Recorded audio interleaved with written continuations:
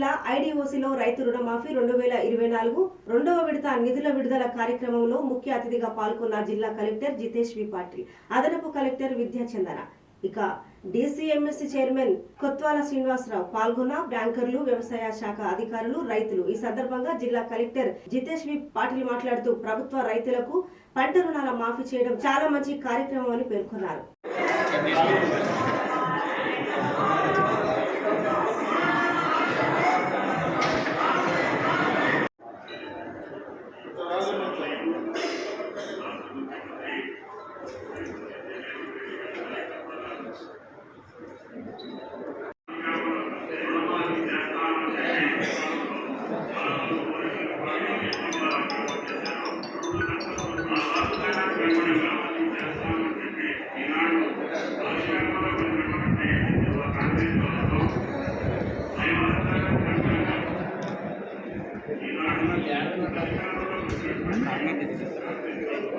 చెప్పాను